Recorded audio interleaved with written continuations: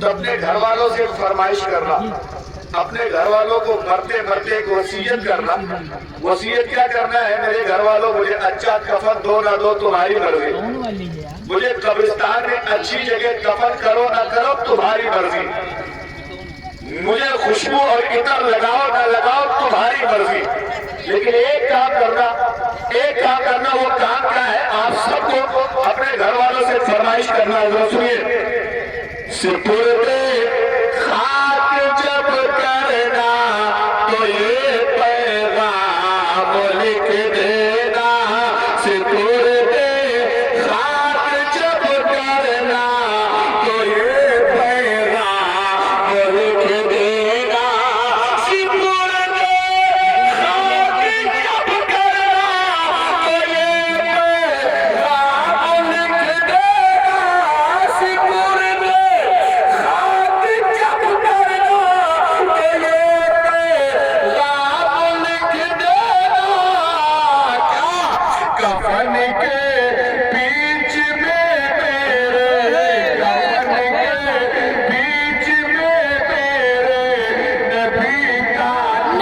لکھ دینا،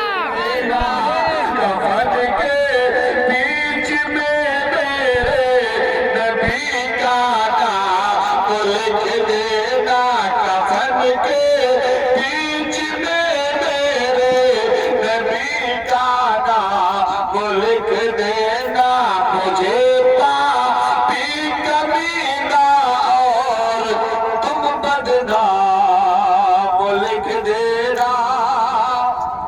شعر اور سنیں گے تو ذرا زور سے کہہ دیں سبحان اللہ، سبحان اللہ، سبحان اللہ۔ کم ہے، اس کا ٹینشن بالکل مت لیجیے، چونکہ جہاں اچھے لوگوں کا، سچے لوگوں کا ذکر ہوتا ہے، اللہ تعالیٰ وہاں اپنی رحمت کے فرشتوں کو بھیج دیتا ہے۔ سبحان اللہ۔ سمجھ رہے ہیں؟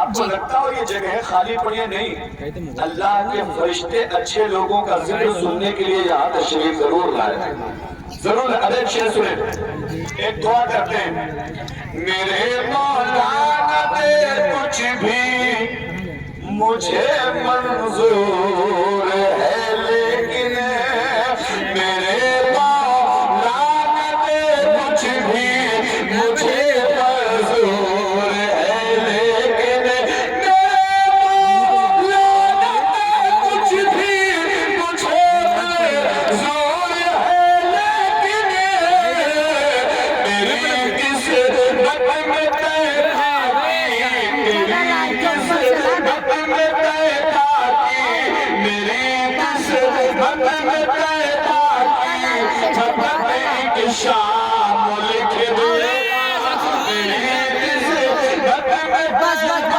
کی، فتح کی شام اکبر کے موبائل چارج ہوئی گا، ڈاٹا کیبل لے، کھانا کھائے جو بھیا تو جاؤ تو جائے رہے ہو جا اکبر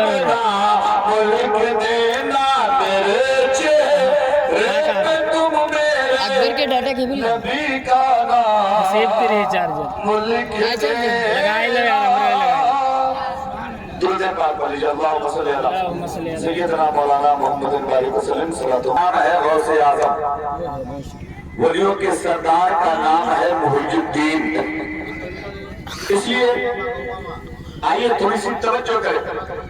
اللہ قرآن پاک میں فرماتا ہے، ان اولیاءہ الا المتقون، اللہ کے ولی جو بھی ہوتے ہیں نا وہ سب کے سب پرہیزگار ہوتے ہیں۔ سبحان اللہ۔ اللہ کے جتنے ولی ہیں سب کے سب پرہیزگار، سب کے سب متقی، نیک اور صالح لوگ ہوتے ہیں۔ اس کا مطلب یہ ہے کہ کوئی اگر پرہیزگار نہیں ہے، ولایت کا دعویٰ کرے تو وہ جھوٹا ہے، کوئی اگر متقی نہیں ہے، ولی ہونے کا دعویٰ کرے تو وہ جھوٹا ہے، کوئی اگر دین کا پیروکار نہیں ہے، ولی ہونے کا دعویٰ کرے تو وہ جھوٹا ہے۔ اور سچ بات تو یہ ہے، ولی کبھی اپنے ولی ہونے کا دعویٰ کرتا ہی نہیں ہے، وہ تو کمالات ایسے دکھاتا ہے کہ دنیا خود ماننے پہ مجبور ہو جاتی ہے۔ آج ہمارے باپ دادا کی قبریں قبرستان میں پڑی ہوگی، ہمیں اپنے باپ دادا کی قبر یاد نہیں ہے، لیکن حضرت نور شاہ رحمۃ اللہ علیہ کا حسن ہمیں یاد ہے۔ کیوں یاد ہے؟ انہوں نے اپنے لیے نہیں، انہوں نے اپنی زندگی خدا و رسول کے لیے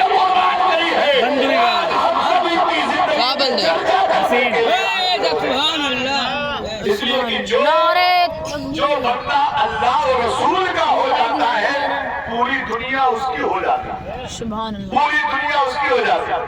آئیے تھوڑی سی توجہ کریں. ولیوں کی ہر بات ہمارے آپ میں عقل میں آنے والی نہیں. کچھ باتیں ہیں جو عقل میں آ جاتی ہیں، کچھ باتیں ہیں جو عقل میں نہیں آتی. مثال کے طور پر حضور غوث اعظم تقریر فرما رہے ہیں. بغداد کی سرزمین ہے، پانی سا مجمع لگا ہوا ہے، اور غوث اعظم کی تقریروں کا عالم یہ ہوتا تھا ایک ایک مجمع میں غوث اعظم کے 70 ہزار لوگ ہوتے تھے. مجمع عبد القادر جیلانی بغدادی کا. اور اس زمانے میں مائک نہیں تھا، عالم نہیں تھا، لاؤڈ اسپیکر نہیں تھا، اس زمانے میں سوشل میڈیا نہیں تھا، لیکن غوث اعظم کی آواز میں اللہ نے اتنا کمال عطا فرمایا تھا کہ جب وہ تقریر کرتے تھے، جب وہ بولتے تھے، جب وہ مصطفیٰ کا دین بتاتے تھے، تو جتنا پہلے والا بندہ سنتا تھا اتنا ہی سب سے آخر میں بیٹھنے والا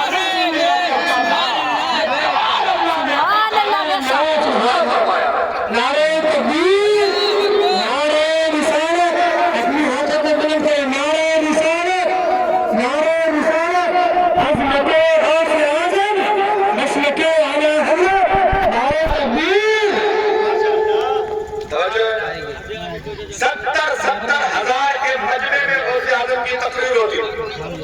اب تھوڑی سی توجہ کریں. ایک بار غوث اعظم مصطفیٰ جان رحمت کی معراج کا ذکر کر رہے ہیں. صحیح گئے؟ سرکار معراج میں گئے، سرکار دو عالم صلی اللہ تعالیٰ علیہ وسلم معراج میں تشریف لے گئے.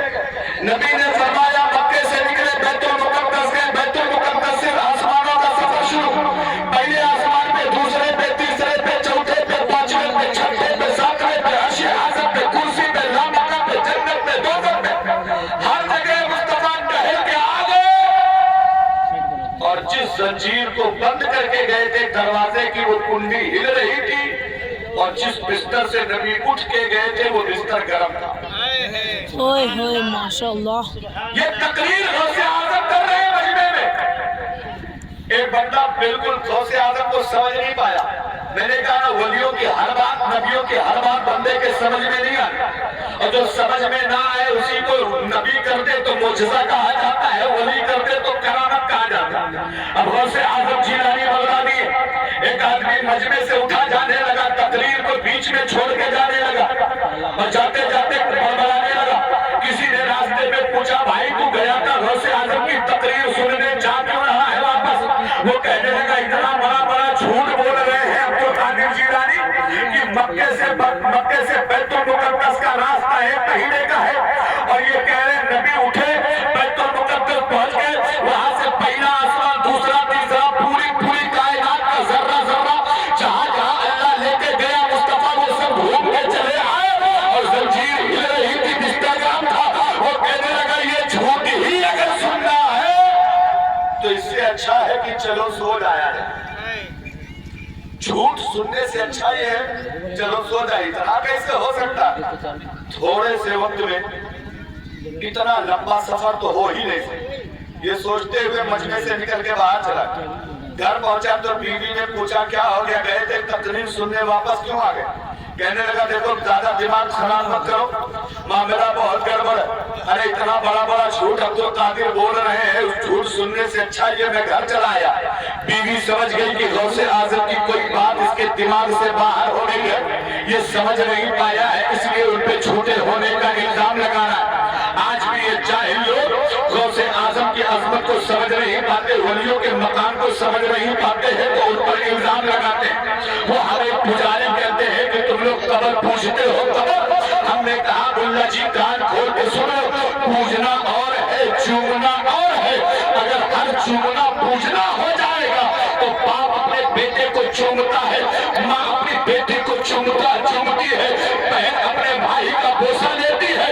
یہ بوسہ لینا شریعت میں جائز ہے اور پوجا کرنا شریعت میں حرام ہے. اس لیے ولیوں کی بارگاہوں میں جاتے ہیں نا تو پوجا کرنے نہیں جاتے، ہم تو ولیوں کی بارگاہوں میں فیض لینے کے لیے جاتے ہیں، بے شک برکت حاصل کرنے کے لیے جاتے ہیں. दिया। अब थोड़ी सी तवज्जो कर। बीवी कहने लगी अच्छा एक बात बताओ, आज मौसम बड़ा सुहाना है, कुछ अच्छा पकाया जाए, कुछ अच्छा खाया जाए। शौहर कहता चल तो मैं बाजार जाता हूँ, बाजार से जाके मैं मछली लेकर आता हूँ। बाजार चला गया, मछली लेकर आया, बीवी को मछली दे दिया और कहा मछली पकाओ, तब तक मैं दरिया में गुस्ल करके आता हूँ। तवज्जो रखना, गौसे आजम से पंगा लिया है, बड़े पीर पे झूठे होने का इल्जाम लगाया है, अल्लाह के वली की बारगाह में गुस्ताखी करी है, उनकी तकरीर बीच में छोड़ के उन पे झूठ बोलने का इल्जाम लगा के जा रहा है। बीवी को मछली खरीद के ला के दिया, फिर उसके बाद दरिया में चला गया है नहाने के लिए। बीवी मछली बनाने में लग गई, ये बंदा दरिया पे नहाने के लिए गया, कपड़ा उतार के दरिया के किनारे रखा और दरिया में डुबकी लगाई। गोता खाते खाते डुबकी लगाते लगाते दरिया के उस पार निकला तो अल्लाह ने लड़का से उसको लड़की बना दी। लड़का से लड़की बनी। अब बहुत टेंशन, कपड़ा है उस पार, निकल आया है इस पार, और जब अपने बदन को देख रहा है तो मार शर्म से पानी पानी, हाय रे मेरे मौला, अच्छे भले हम लड़के थे, ये तो लड़की बन गए। अब बहुत टेंशन में पानी में छुपा छुपा बैठा है, निकल नहीं रहा है। एक बादशाह उधर से गुजर रहा था, उसने देखा एक बड़ी खूबसूरत लड़की नंगे नहा रही है ना, उसने अपनी चादर दे दिया, बोला लो ये चादर ओढ़ लो, ओढ़ के बाहर आ जाओ। वो चादर ओढ़ के बंदा बाहर आया ना तो बहुत शर्मा रहा है। बादशाह ने पूछा कोई तुम्हारे आगे पीछे है, कोई तुम्हारे साथ है? कहने लगा ना ना कोई मेरे साथ नहीं है। अब बादशाह ने मौका गनीमत समझा, खूबसूरत लड़की है, उठा के घोड़े पे बैठाया, लेके 9-11 नारे तकबीर, नारे